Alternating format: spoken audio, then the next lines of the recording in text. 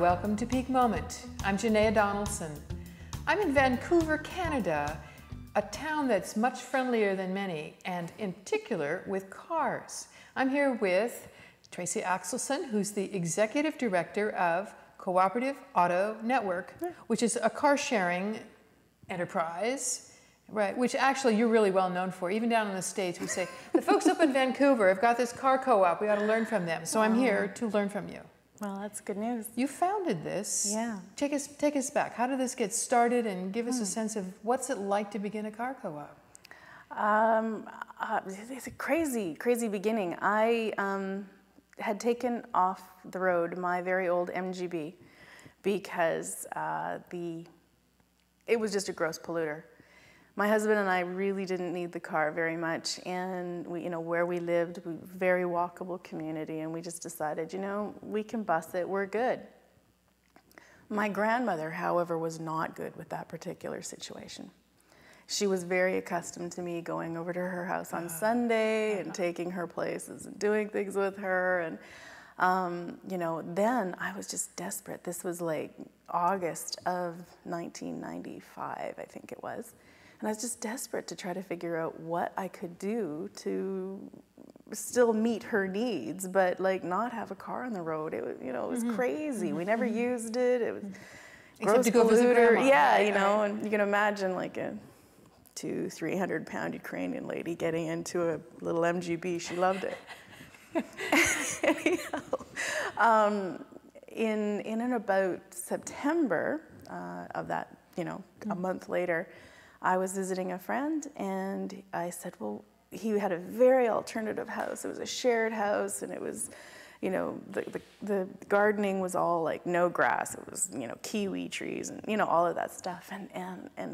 I was like, well, what are you going to do when you need a car? And he said, I'm glad you asked. Here, I have this video clip out of Cologne, Germany. And it was a 30-second to 3-minute, I don't even know what anymore, CNN video clip, and it talked about car co-ops, this car sharing group in Cologne, Germany. And I was like, that's cool, that was cool. I think it was about a month after that, my husband and I were looking at having to finish some university courses that we were taking, a post-baccalaureate at Simon Fraser University in community economic development. And I needed to have a project in order to finish. He has actually never finished, but that's beside the point. And we said, let's put together a car co-op. Yeah. Works for us. That's good. If it works for us, we're so normal, we're so like median, that it would work for others, right? Alrighty. So I started pulling people together at a conference that I went to on sustainability. I, put up a thing on the wall, who wants to do a car co-op? And we got some names on that, and we pulled those people together, and I think about 4 months later, we had a $20,000 grant from Van City, and then a matching $20,000 grant from the Co-operators Insurance Company. Very quickly. So wait a minute, let's go back. How many people signed it? Did you start with? Well, it took us a year and a bit to actually get all of the paperwork together. We had nothing. Truly nothing. Because a lot of groups are going to start where you started. Ourself on. No, I mean nothing. Like there was no written, really anything to base any of our written materials on. How do you arrange it? All of it. All that stuff. All of it. It was, we had to, from the very germination to like having actual, product and contracts and stuff like that for people to sign and how it would work. We had to create every step. So, other than Cologne, were there any other models that you could look to? Not 10 years ago, you were pioneering things here for us. We're deemed the first in the English-speaking world. The others that were available, there was Communauto in Montreal. They, while you could phone them and ask them questions from time to time, they were doing their own thing, and it was all in French, and they really didn't, and the rest was all in Germany. There was just nothing anywhere. And Switzerland. Switzerland was huge. It was already huge at that point. And so we didn't have an opportunity to look at anything. So we built it all in January of 1997. We launched with 2 cars and 16 people. 16 members. 16 members, yeah. All right. So you had to form a cooperative. Yeah. In your country. The memorandum, the articles, the right, bylaws. Right. Yes. And you had at least had some funding to start. We did. To purchase those vehicles. No, actually, the purchase of the vehicles were personal loans from my husband and myself, and well, they were loans that were personally guaranteed. I see. You know, another member of the board of directors, you know, co-signed on that, and we paid those off pretty quickly. So we're pretty glad about that. Because we didn't have any money. so the operating, so what the loans gave you? What the loans from the city and the other were for what? From Van City. Van City is actually a credit union. Okay. It is a local sort of credit union. The city of Vancouver has not given us any money per se. Although they have helped us out quite a bit with other things. I'm sure. Van City and the Co-operators Insurance Company was more for me to feel confident, comfortable, whatever, to take that leap to leave my job with Environment Canada. It was actually the Fraser Basin Council that I worked for at the time, and know that there was going to be money to pay for all of the printing and the me and you know salary, whatever. Right. It certainly took a huge cut in pay, but that was okay as well. And yeah, we just launched. That was so you launched in January of '97. Okay, two cars. That you were they new cars? Were they used cars? They were used leases. So I think that they had been used potentially by a rental company. I'm not completely sure at the time. It was just like, you know, we got a really good deal on them, and I was pretty happy with that. So how did that, and from that beginnings, how did it work? How did it work with your 16 members in terms of scheduling the vehicles and using them and so on? At first, scheduling was interesting. It was like, you know, a piece of paper, and we had a pencil and an eraser for cancellations. And, you know, then we'd take all of that information. And you do by phone? We do by phone? 100% by phone. Okay. I carried a cell phone. I was the only employee for, I think, 16 months, and 24/7. So you did everything, the publicity, the everything, scheduling. Everything, you know. Yes. It was okay though. And what did you do in terms of? I'm going to jump you ahead. In terms of fueling the car and repair and breakdown and so on. What do you? Well, the cars are all well-maintained cars, so we don't really have a lot of breakdowns or anything like that we ever had to deal with. But we did, you know, sort of go back to fueling. Fueling is done by the members. Our prices are staggered for, like, you know, light users, moderate users, and heavy users, and you sort of pick a plan that's going to be right for you. That's changed over time, but, you know, at that time it was pretty fixed. But your sort of cooperative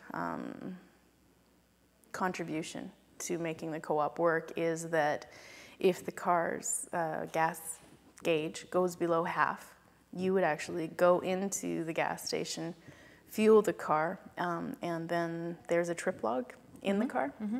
And the trip log records odometer readings so that we could charge per kilometer as well. And then this receipt gets stapled to that, and then we deduct that cost from the use. That's fair. So that was easy. And then there was the whole, you know, maintenance, damage, any of those kinds of things, right? Maintenance is, you schedule the maintenance every 3 months. You go and get, you know, an oil change or whatever else that it needs done. So just keep it made, so just doesn't get in the way of going on using your schedule. Absolutely.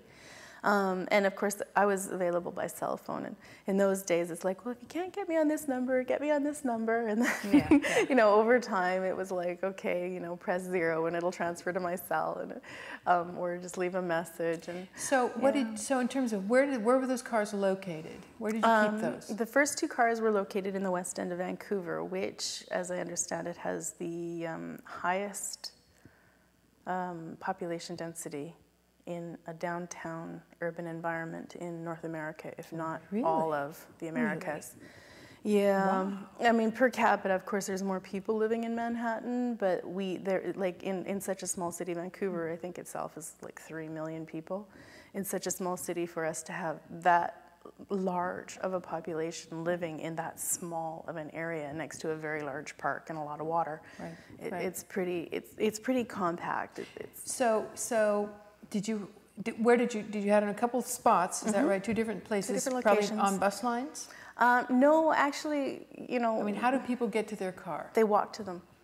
What we tried to do was keep it within a 10-block walk of our members. Oh, okay. Although there were some members that, like one of the members that joined lived like quite a distance away, but it was no big deal for him to walk up and get a car. He didn't kind of mind. And then we put another car in Kitsilano, and then we put another car actually near his house. But, you know. As you've grown, you've distributed where they are. Absolutely. And we're very organic in our growth, right? It's like wherever there's sort of pockets of members, I'm constantly trying to not necessarily anticipate demand, but I will see where the demand is, and then I'll put a car there. Because we're a member-based organization, that's what I do. Is to go serve what those serve the members, are. exactly.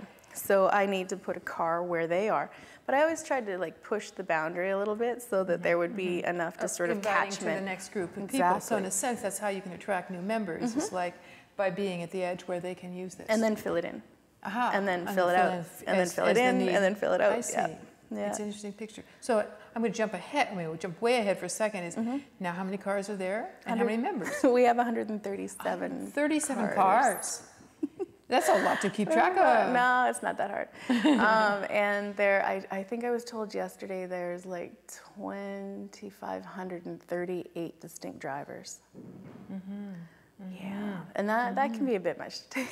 That's a lot to track. We have a lot of, you know, sort of administrative, you know, making sure that all the bookings work. I mean, there's that's a tremendous job. I mean, like an airline company, in a sense, you're doing that same, or a car rental car company. Except people can use our cars for 30 minutes if that's all they really need. Really? Yeah, well, at least in the beginning. Now we try to make it like, you know, use it for an hour because like there's really nowhere you're going to get to in 30 minutes. But so yeah, no, it's. So you've moved, I'm sure, from the pencil and the eraser to computer. We launched into a computer program. It took us a while to develop it because it was more like mapping my brain. and we did one map, and we actually picked a computer program that was supposed to be really dynamic for the internet, and it wasn't. So then we had to go to another process, and now we have, you know, a really great online system for booking cars, and I think it's like 75% of all of our bookings happen by our members themselves, and they just go online and look. That's nice. That's what they want. want. I mean, that's the joy of the internet at this point, which would take that load off. Absolutely. If you've got the support on the. So I'll get to bookings and really using it and so on in a second. I want to go back to, to join the co-op. What kind of costs are we looking at here for people and using vehicles? Yeah, we started off with you know, how would a person join this, and of course we had Mountain Equipment Co-op as kind of a model for us, and we were like, well, should it be $5? And they were like, oh, that's crazy. We're going to give somebody access to this like huge vehicle asset for $5? I don't think so. So we matched it with our deductible. Our deductible in the case of an accident is $500. Okay. So we said, okay, it's $500 to join. So we'd have a captured deductible in the case of a person were to get into an accident and not be able to pay us for that. So it's $500 to join as a full member, and you can have an associate, which basically means anybody who lives at the same address as you. We don't define family in any way, shape, or form. It's whoever kind of lives there, and you're willing to take on the liability for half of their sort of thing, we're good. Okay. So an associate member is $250. Okay, so you've got, alrighty, so you've got your liability covered in that regard. Yeah, and they have, you know, sort of joint access, and it worked. We have, I mean, cooperative law in Canada changes from province to province, and it is a vast array in the United States of America. It's amazing. Like cooperative law, cooperative law, each state, even sometimes within counties, it's different. It's just. I remember when we were trying to help an organization in Boulder, Colorado, we said, well, we'll only help you if you're a co-op. And they're like, well, that's impossible because in Colorado, co-ops can only be farms. Really? I'm like, okay. Whoa. I don't know if that legislation has changed, but like. In my community, we have a cooperative grocery market. I mean, it's not just the farms. That is so interesting. Yeah, it could only be farms. So I was like, in Colorado? Yeah. Of course you'd have lots of different kinds of co-ops. You would think but so. No, it's just farms. Because I thought there'd be at least co-op housing. And no, they're going to have to pioneer that. Yeah, well, I mean. So coming back to, so we've got basically a joining fee for the person and the associate. Yes. Then what are the other fees to use the vehicle and so on? Yeah, I said that we had sort of 3 different sort of access plans, for want of a better word. In the beginning, we made these incredibly distinct, and you had to choose the plan that you wanted to be on. Oh yes, light, medium, and heavy user. You know, right, exactly. Right. And so you would be paying an administrative fee based on like what it is that you would be paying. And you know, it was like, you know, $5 a month, $10 a month, or $20 a month kind of thing, right? I don't remember what the original rates were, to be honest. Kind of don't remember what they are now. I never deal with it anymore. But and then there was a per kilometer cost. Okay. So, you know, getting into the whole corporation and how to incorporate and stuff like that, for me, my background in education and the thing I'm really crazy about is words. And car sharing was an important word for me because co-op matched car sharing, right? If you have an asset and if you personally own an asset, you let people use it for money, to me that's renting. All right. Whereas with car sharing, what we're really trying to do isn't really get people into cars. It isn't, you know, that's not the aim at all. What we're trying to do is reduce cars.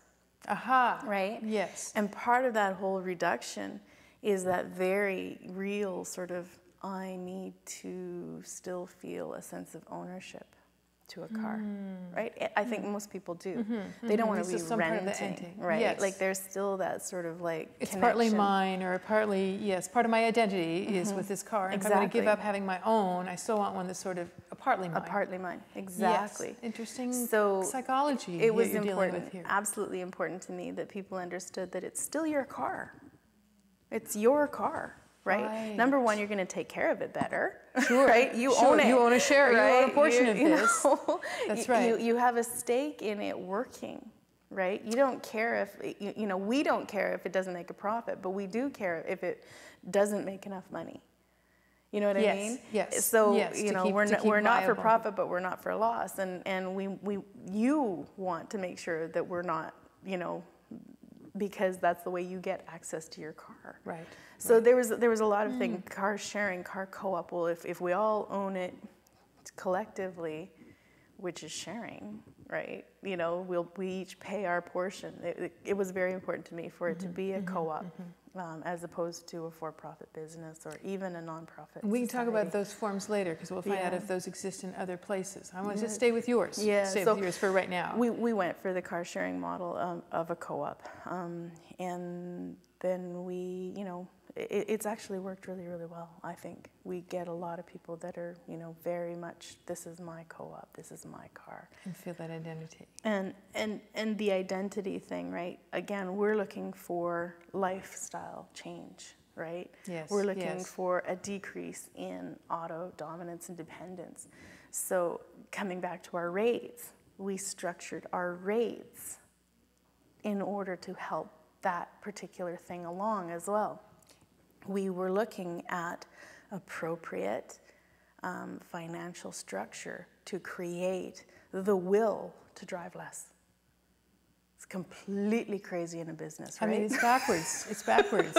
Use less of a resource. Yeah, here's a business, and we don't want you to use it. And pay to join it, and pay every month to keep it floating. Yeah. Right. Exactly.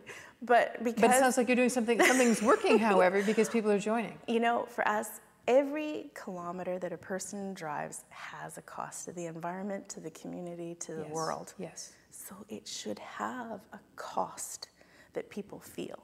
Of course. That is important to and that's, them. I mean, partly in the days now where we're looking at rising prices and instability and peak oil and so on. Exactly. That awareness is really going to need to be becoming widespread. And Totally. I think as it hits people's wallets, many people are going to wake up to that. We're thinking that. I mean, expecting that. Where they have to. I mean, it's like even if you're still wealthy, you're still going to feel that bite in the wallet, and to be looking at. Not having to necessarily always keep a car in the garage because for the times you need it, but what you're also building in terms of car sharing, I would expect is fewer cars on the road. Totally, so many fewer. And some sense of community because you're doing it as a cooperative. It's like we all own these 137 cars or whatever it is. Yeah, we've had people meet and marry. Which is kind of nice. That's a side thing. You can't count on the car co-op does not guarantee you will find your spouse. Okay. But it's happened. But certainly, we've had meetings that we're at a meeting, a person spontaneously finds out that they both need a truck on the same day, and wouldn't it be great if we just moved together? And we've tried to make buddies so that people who are going to IKEA for the day know that that person's going to IKEA too. You can just go together, and that's again really nice. pooling the cars. And does that come out in your scheduler? Do people? I mean, is there a place? It's something that we're building into our scheduler. I think it's a really nice model there of car sharing. It's pretty tough. Form. It's pretty tough. But it is complex. It's really complex, but it is sort of like the next sort of do you feel comfortable telling people where you're going, and would you feel comfortable sharing the ride with them? Right, there's liability and all kinds of all that stuff, right? But the liability, actually, that's another thing, right? The car sharing, I guess, has actually happened in the world. Since cars began, here's my keys, off you go, bye-bye, right? Like it's been going on and on. The only reason why you create a co-op or any kind of structure is to limit liability, right? You don't want, you don't want your friend to not be your friend anymore because, they got into an accident and now your insurance rates or whatever are impacted. Who needs a friend around all the time that is constantly asking for rides and never kicking in any money for gas? That's right. That's right. That's right. So this structure is actually the person who's collecting a fair rate from everybody to make sure that the car is getting paid for. And the sharing happens sort of equitably. Exactly. So, practical level, we have about 4 minutes here. I'm on a practical level. A member, we've joined, there's a car parked in walking distance. How do I schedule it, I go online and whatever, schedule it. How do I get access to that car? Right now, how you'd access it is you have a little key that accesses a lockbox. So I got that when I'm as a member. When you become a member, and we give you this, we say, we trust you with like 137 of our cars, so be careful with it. This key will access all of them. And don't lose it. And don't lose it. Don't give it to your friend. Don't let other people drive our car, and always, use a car that you booked, not anything other somebody than else's. Because a lot of people say, oh, well, don't people just steal rides? And it's like, no, they don't. It's theirs. It's theirs because they wouldn't want somebody to go steal their car. Exactly. So your base on trust is working. Totally. So we have 2,500 members here with their key, and you're trusting in that scheduling process to say, I have this car at this location at this time. Yes. What happens when somebody? So that key is what, to the car itself? Yeah. It's a key to a lockbox. That gives them access to the car keys. They get in the car, they drive away. They fill out a trip log when they get back, and we'll send a monthly bill. Okay, so you write out, on the trip log, it's your name or whatever, your member number, your member number, and then your odometer readings. The odometer reading would be set by you'd get in and you just check the odometer reading that was set from the member before you, and you'd make sure that that's correct. And then you put yours off you go, and then you put yours at the end. And so at the end of the month or the whenever, you all take all those tally sheets from all your 137 cars and then invoice everybody. And can they pay online as well? They can. They can pay by Visa. They can pay at their bank. We'll even auto debit their bank account, whatever it is that they want to do. You make it easy. Yeah. So you've got vehicles. What kinds of vehicles? In our last 2 minutes. No. Little vehicles, trucks, vans, so people can have them for different lengths of time. Exactly. We also looked at the appropriate tool for the task. right? If you need a truck, you need a truck. If you Yes. need a minivan, you need a Yes. minivan. Or if you need a Mini Cooper, you need a Mini Cooper. So do you have any electric vehicles? We have no electric vehicles, mostly because of issues around people people in Vancouver. This is Vancouver, it rains like today. Right. And people forget to do up the windows. So with an electric vehicle, like, would they remember to plug it in again? Is there going to be a long enough recharge in between, that person's So you're booking going and to have to build a different infrastructure, and it's going to come. Yes, I it's expect coming. you're going to have to deal with that. Absolutely. We have no challenges with that. But, right now it's like, let's just keep it easy as car sharing could possibly be. And what about, do you have diesel or biodiesel at all None yet.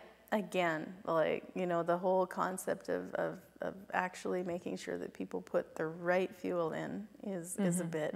But also the smart cars, when a person is car sharing, typically they need to move stuff. Yes. Or other people. Yes. And smart cars don't kind They're of not big enough. They're not. Big enough. They're for people who typically go to the grocery store in their car. Well, our members don't. They typically walk. Right? So they're walking or taking transit for the easy, lightweight things. And by the time you need a vehicle, there's going to be a bunch of you or a bunch of stuff. Well, that makes sense. Our members will even take taxis way more often.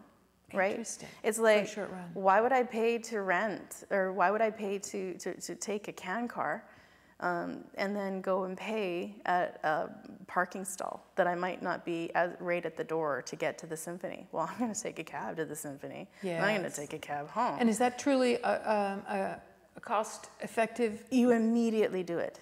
You immediately figure out the best, like as soon as you remove yourself from, well, I've already paid for this car, I've already paid for the insurance, I've already, got all of this. Most cost-effective for this need? They never think about any individual need anymore. It's like, everything I do, I will do with the car. Tracy, this is fabulous. It's really good to hear how the nuts and bolts of this work. So I want to thank you for joining us. Thanks. On Peak Moment. You're watching Peak Moment, community responses for a changing energy future. I'm Janaea Donaldson. Join us next time.